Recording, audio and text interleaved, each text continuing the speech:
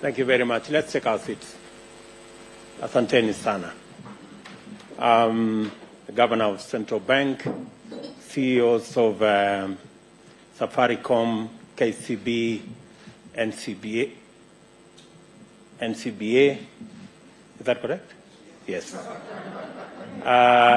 Distinguished leaders present, members of the financial sector, good afternoon. Let me first, on my own behalf and on behalf of my government, appreciate that we are having a conversation today about hustlers. This is very important to me.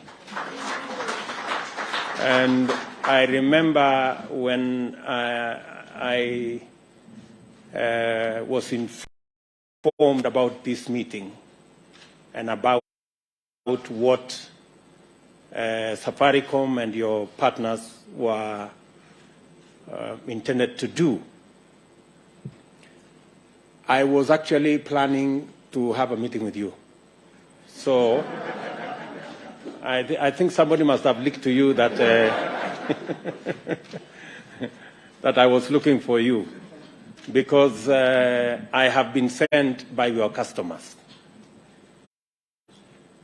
The people who cannot make it to your offices, the people who cannot make it to the negotiating table, have sent me to you, because they want the relationship between you and them to be mutual, and they want a win-win outcome out of the relationship that you have with them. Because they can't find their way to your good offices, they have given me instructions to come and speak to you about their issues. And I am happy that you already are walking in the correct trajectory. The announcements you have made here are very positive, in the right direction. I am very confident that walking this journey in the direction you have started, we will get to the correct destination.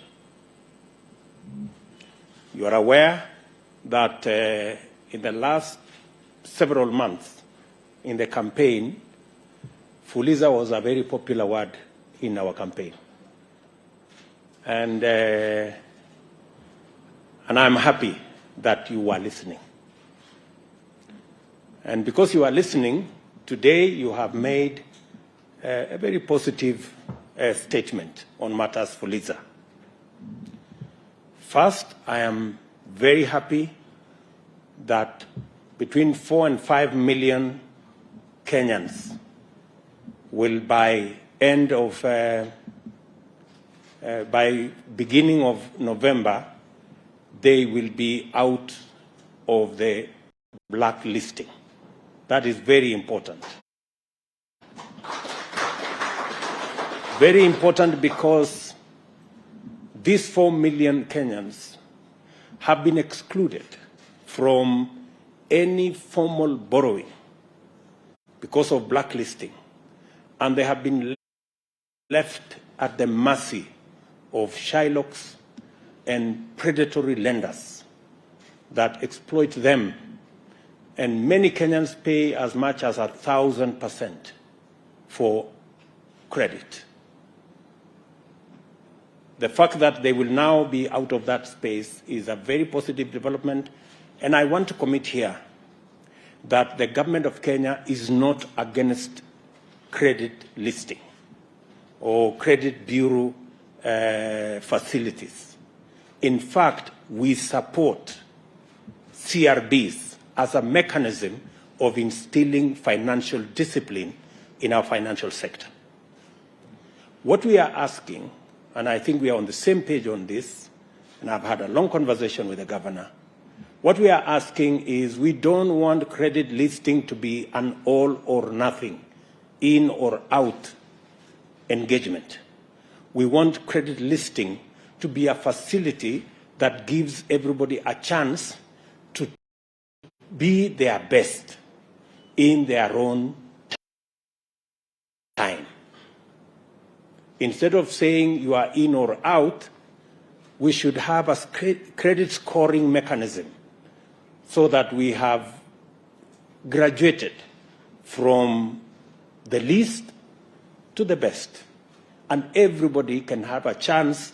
Even if you are somewhere at the bottom, you can always walk your way up as you learn the ropes in the financial sector. So I am happy Governor has told me they are having engagement with the CRBs so that we can change the credit listing mechanism. Instead of blacklisting, we can have a graduated mechanism that allocates rating on every citizen that is borrowing in the manner in which they have borrowed and in the manner in which they have paid back.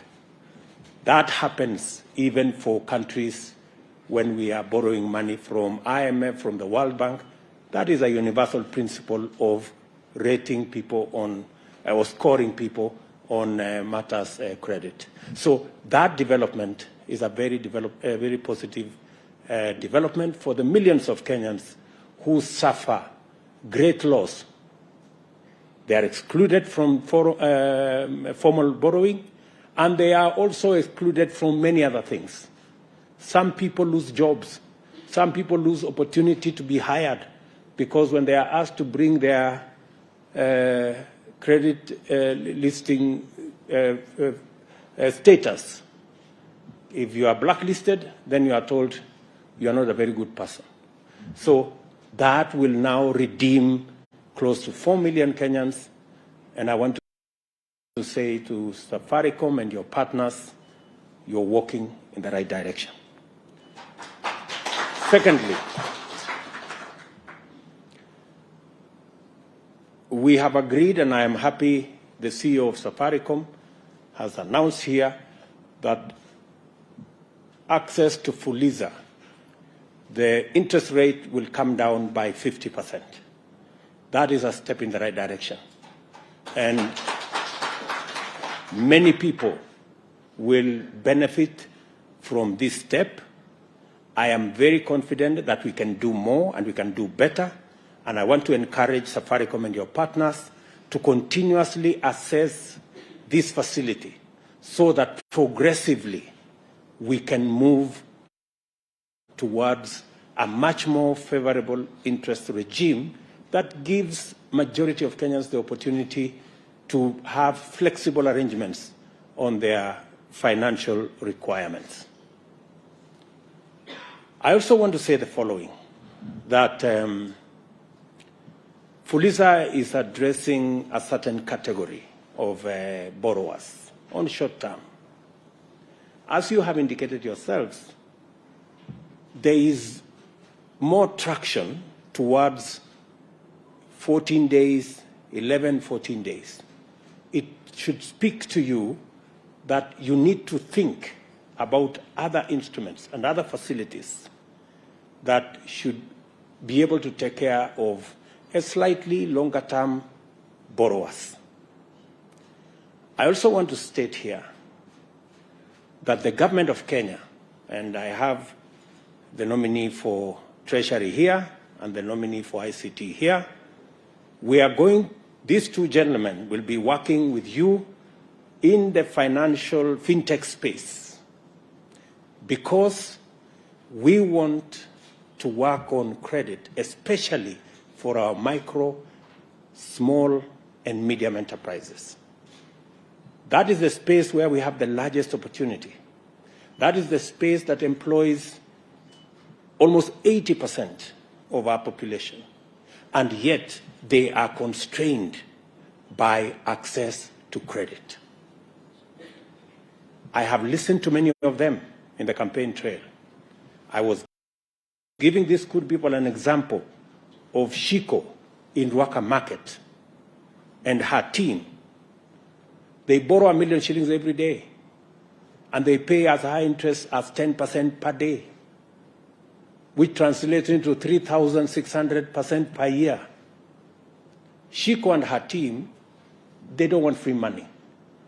they are telling me, Mr. President, can we pay the same interest that Kenya Breweries is paying? Can we pay the same interest that the big companies are paying? That's all they're asking, and I don't think it's too much to ask. So, progressively, and the assignment I'm going to be giving to these two gentlemen is to work with you in the private sector to develop a product where Shiko, a mama mboga in Ruaka, and a boda person can also have access to credit at single-digit rate. And I am willing to work with you in a public-private arrangement so that we can mitigate some of the risks that come with lending to that category of Kenyans. I am very confident. I am very confident that if we give Shiko and her team, and many of them in Kenya, the opportunity to borrow at single-digit interest rate, they can double, if not triple, their business. And it is good for everybody. It is good for the fintech companies. It is good for the banks. It is good for the taxpayer. It's good for the taxman. And it's also good for me. So I think we can have a win-win. I think it's good. We are going to have a win-win arrangement. So in the short term, the assignment Eliud Owalo and my good friend Professor Njuguna will have is to structure with yourselves the Hustler Fund. We are ready to commit public resources to underwrite some of the risks so that chamas, cooperatives, SACCOs can access credit at single-digit interest rate. This is the future we are looking at. And from where I sit, we can make it a reality in a very short time. Secondly, in this space, we should also, and I have heard from NCPA, we should also find the model that encourages savings. Borrowing functions best when we have savings, because you cannot borrow what you don't have. And we have continuously borrowed the savings of others, and that is why we are becoming slaves to our lenders.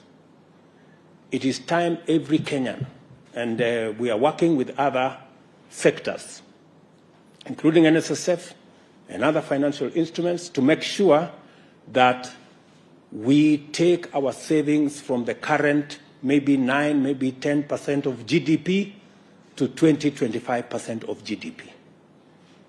That way, we can have not just a secure present, but we can also have secure or ensure our future.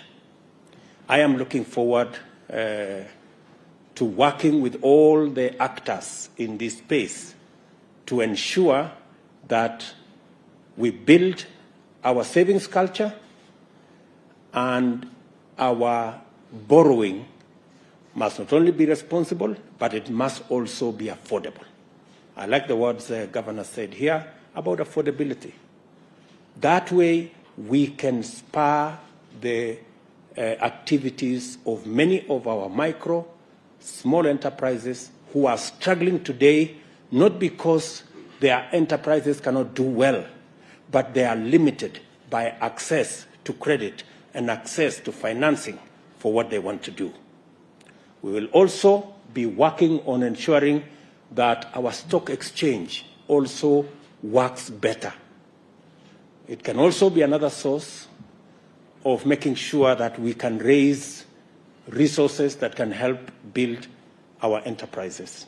That is why I have created the Ministry for Trade, Investment and Industry so that we can look much more closely to our financial markets, work much more closely with our state-owned enterprises, look critically at some of them, and assess the ones we can bring the Kenyan public to be owners of some of these state-owned enterprises so that we can share in the profits and we can also release some resources for us to be able to deliver on some of our infrastructure requirements instead of borrowing either from the market locally or borrowing from the external market.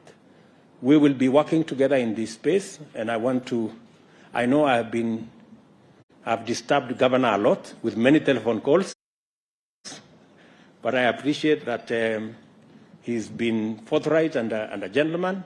And sometimes when you see too many of my calls, it's because your customers are on my case. So just take it positively. It's nothing personal. It is because somebody must do the bidding for those who cannot access the offices that they need to.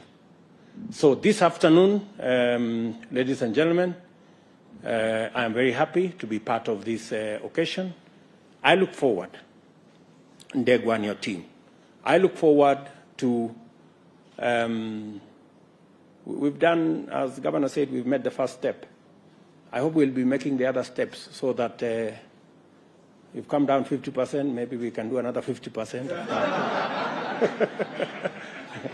You know, in those many steps Governor was talking about. So that, you know, there is no harm. We've already set a record for ourselves.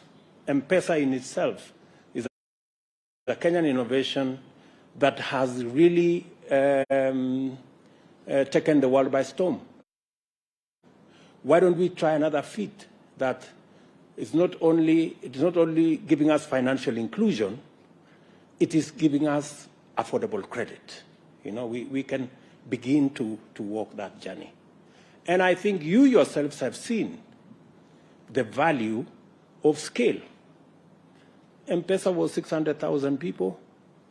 Now it is 20 million, 31 million, you see? So, and you're making more money with charging less than you are charging more with few people. So I think this is I'm not teaching you what to do. You know better than me. So I will encourage you to walk that journey.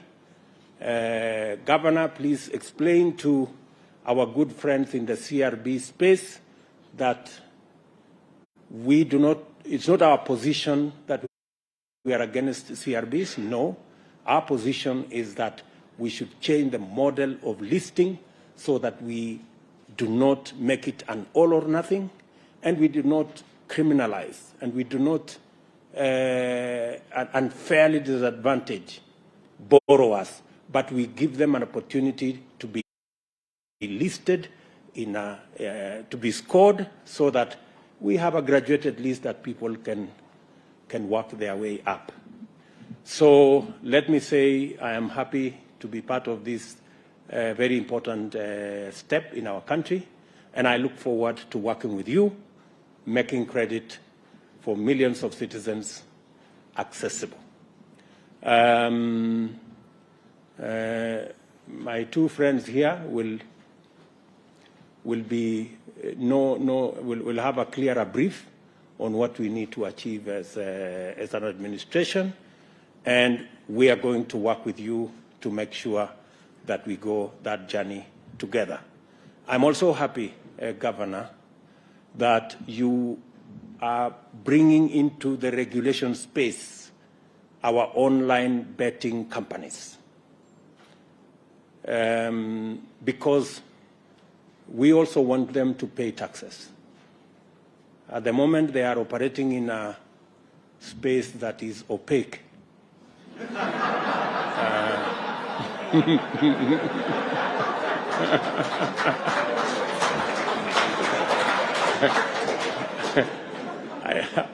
I know opaque has many connotations lately, and not very positive ones.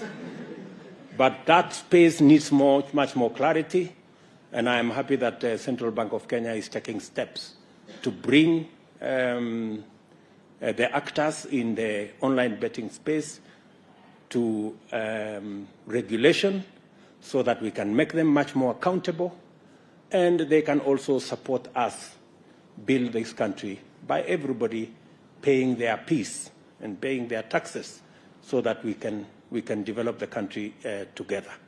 So otherwise, we will be engaging as we move on, and I look forward to working with you to make sure that we have accessible, affordable credit.